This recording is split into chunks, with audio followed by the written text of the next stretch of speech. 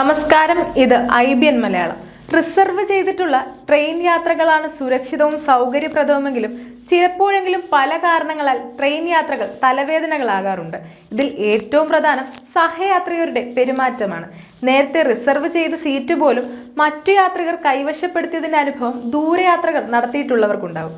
Side upper birth reserve ചെയ്തയാൾക്ക് താഴെ ഇരിക്കാൻ അവകാശമില്ലെന്ന് പറഞ്ഞ് വാദിച്ച സഹയാത്രികനെ കുറിച്ചുള്ള ഒരു കുറിപ്പ് സോഷ്യൽ മീഡിയയിൽ പ്രചരിക്കുന്നുണ്ട്.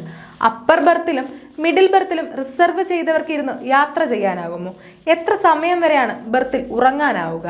ഇന്ത്യൻ റെയിൽവേയുടെ നിയമങ്ങളെക്കുറിച്ച് സാമാന്യ ധാരണ ഉണ്ടാകുന്നത് നിങ്ങളുടെ ട്രെയിൻ യാത്രകളെ കൂടുതൽ അനായാസമാക്കും. തമിഴ്നാട്ടിലൂടെയുള്ള ട്രെയിൻ യാത്രക്കിടെ 2 സൈഡ് സീറ്റും തൻ്റെയാണെന്ന് അവകാശപ്പെട്ട സഹയാത്രികനെ കുറിച്ചാണ് സമൂഹ മാധ്യമങ്ങളിലെ കുറിപ്പ്. വൈകുന്നേരം 5 മണി സമയത്താണ് 2 സൈഡ് സീറ്റും തൻ്റെയാണെന്ന അവകാശവാദം സഹയാത്രികൻ ഉന്നയിച്ചത്. ശരിക്കും സ്ലീപ്പർ ടിക്കറ്റ് ബെർത്ത് സീറ്റാവുന്ന സമയം എത്രയാണെന്നാണ് കുറിപ്പിൽ ചോദിച്ചിരിക്കുന്നത്. ഇതിന് താഴെ 100 കണക്കിന് കമന്റുകളാണ് വന്നിരിക്കുന്നത്. രാത്രി 9:59 ആകുമ്പോൾ എഴുന്നേറ്റാൽ മതി, അതുവരെ മൂത്രമൊഴിക്കാൻ പോലും പോവരുതെന്ന കമന്റാണ് ഏറ്റവും ജനകീയം.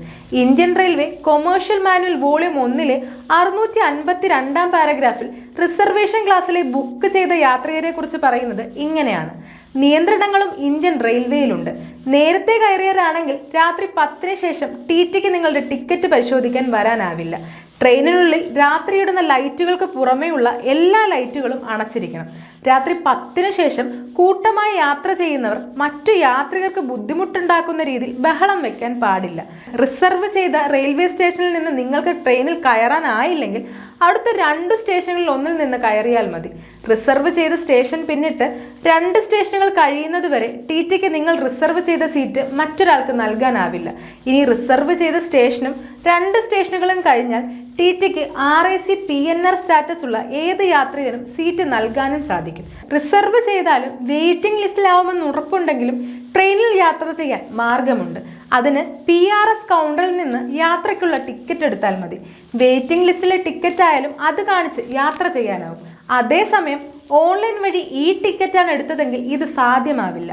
ചാർട്ട് തയ്യാറാക്കിയ ശേഷം വെയിറ്റിംഗ് ലിസ്റ്റിലെ ഈ ടിക്കറ്റ് റീഫണ്ട് ചെയ്യുമെന്നതിനാൽ ടിക്കറ്റ് ഇല്ലാതെ യാത്ര ചെയ്യുന്ന ആളെ പോലെയാവും നിങ്ങളെയും കണക്കാക്കുക. ട്രെയിനിലെ ചങ്ങല കാണുമ്പോൾ ഒന്ന് വലിച്ചു നോക്കാൻ തോന്നാത്തവരുണ്ടാവില്ല. എപ്പോഴൊക്കെ ചങ്ങല വലിച്ച് ട്രെയിൻ നിർത്താനാവും? നിങ്ങൾക്കൊപ്പമുള്ള കുട്ടിക്കോ പ്രായമായ ആൾക്കോ ശാരീരിക പരിമിതിയുള്ള ആൾക്കോ ട്രെയിനിൽ കയറാനാവാതെ വന്നാൽ ചങ്ങല വലിക്കാം.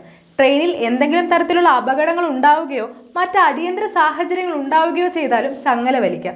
റിസർവ് യാത്രികർക്ക് എത്ര ഭാരമുള്ള ലഗേജ് കൊണ്ടുപോകാനാകുമെന്നതിനും കണക്കുണ്ട്. AC യാത്രികരാണെങ്കിൽ 70 കിലോയും സ്ലീപ്പർ ക്ലാസ്സിൽ 40 കിലോയും സെക്കൻഡ് ക്ലാസ്സിൽ 35 കിലോയും ഭാരം ഒരു യാത്രികന് ഒപ്പം കൂട്ടാനാവും. ഇനി അധിക ലഗേജ് ചാർജ് നൽകിയിട്ടുണ്ടെങ്കിൽ ACയിൽ 150 കിലോയും സ്ലീപ്പറിൽ 80 കിലോയും സെക്കൻഡ് സിറ്റിംഗിൽ 70 കിലോയും വരെ ഭാരമുള്ള സാധനങ്ങൾ കൂടെ കൊണ്ടുപോകാൻ നമുക്കാവും. ഇതുപോലുള്ള പ്രധാന റെയിൽവേ നിയമങ്ങളെക്കുറിച്ച് സാമാന്യ ധാരണ നിങ്ങൾക്കുണ്ടാവുക നിങ്ങളുടെ ട്രെയിൻ യാത്രകൾ കൂടുതൽ എളുപ്പമാക്കും. News desk IBN Malayalam.